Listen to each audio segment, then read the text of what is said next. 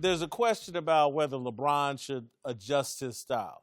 And I don't think he should because I don't think he can.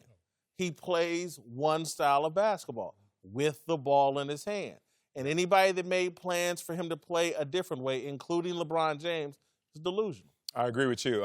This was expected. Anybody who's watching basketball, watching LeBron and his greatness knows that in part of him being so cohesive with his teammates is I'm dictating terms as well. That's how it goes. Like, we're interdependent because y'all depended on me. That's how it is. The crazy thing is, I won't say names, but I'm not a Laker hater. I just like poking at them because, I mean, they got 16 championships. Like, you can really say nothing to them that should hurt their feelings, but it's easy to hurt their feelings. So I poke at them. Went to dinner one time with one of these current Lakers, and he said, man, it's hard playing with LeBron. I said, for real, why? He's like, because you catch yourself at times just staring at him in his greatness. Then you catch yourself at times trying to do what the play is, but he can buck the play. And then when he bucks the play, he doesn't get reprimanded. But then when we buck the play, because we're like, yo, it's an opportunity here, so then they like, all right, so then everyone's off game and off chemistry. So until they get to that place of unspoken language where we just all feed off each other in that chemistry, it's going to be a struggle. It's always going to be a struggle when you play against LeBron. But you got to go back. Think about this. LeBron in his high school career really didn't post up. He always had the ball in his hands. When he got to Cleveland early on, always had the ball in his hands. Miami, the same thing. Now, his second year in Miami, he posted up a little bit more, but kind of got away from it. He is who he is. He's not going to change. And the Laker organization, along with Miami, along with Cleveland, they're going to put people around him that fit how he plays, no matter what. They have a short window of opportunity to try to win the title here. So it's two things going on. How do we build a team to win a championship, but how do we get another player in here that can carry on a legacy post-LeBron? So it's two business decisions that the Lakers have to make. And when you're playing with LeBron as a team, listen, let me tell you something. You got to adjust to how Jordan played. You had to adjust to how Kobe played. Certain guys, I don't care what you do, they have their own thing, and everybody else has to make an adjustment. And this Lakers team have to adjust to, one, new roles, but also when they play against other teams, guys are coming at their neck a lot harder. The expectations are different than they were last year, Kenyon. Yeah, definitely. No, just when LeBron is on the floor, like you said, he can't play any other way. That was my whole thing about him coming to the Lakers and other situations where he's going to stunt those guys' growth. You're spending high lottery picks on Ingram and Ball and those guys, and their best attribute is playmaking. And you take that away from them when you put LeBron into that equation.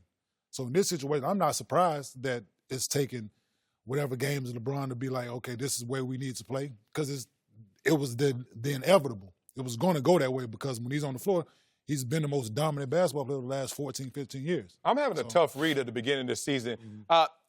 One breath, I'm like, they're underachieving. One breath, I'm like, no, this is okay for a new situation and them presenting themselves to each other, figuring it out.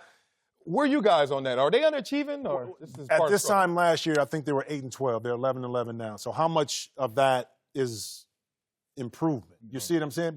But keep in mind this.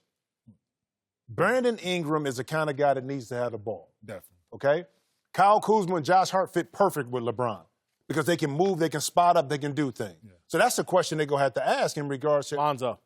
Well, Lonzo same way. But I think Lonzo is a playmaker that can benefit LeBron in the long run, okay, because he's willing to give up the basketball. Yes. But the question with Ingram is he going to be our long-term person that can carry a load along with LeBron? And he's being impacted more than anybody because he doesn't have the ball as much. Poor Brandon Ingram. First year you get Kobe on his farewell tour. You're like, all right, next year I'm going to do my thing. He did his thing, and then LeBron shows up. Now he trade bait, man. Like Brandon Ingram can't find which way up. Yeah, man, I just think it's a tough situation all around. You know, when you put it, like I said, when you put LeBron into that, either you're going to confirm or we're going to move you on. And I think those guys, like, great talent. But each situation, like you said, Jim, each situation he's been in, LeBron has been in, they've put talent around to fit his greatest attribute, which is playmaking. But now you put those guys that need the ball, that need to be successful, have the ball to be successful. Now they kind of look bad. So now they're 11-11 now. You said it was 8-12 last year at this time. But I think people look at it as underachieving because you expect if you have LeBron James on your roster, Right. Hey, you're supposed to be top 3, top 2 in the conference. Or number 1 like the Clippers. Hold on. Here you Hold go. up. I Hold knew up. it. You still want to put something on that? Listen, I do today. It was on. I know Whitlock, he would have put something on my before back. I slept on it. I'm a man. Listen, before the I'm a Clip man. joined Megan.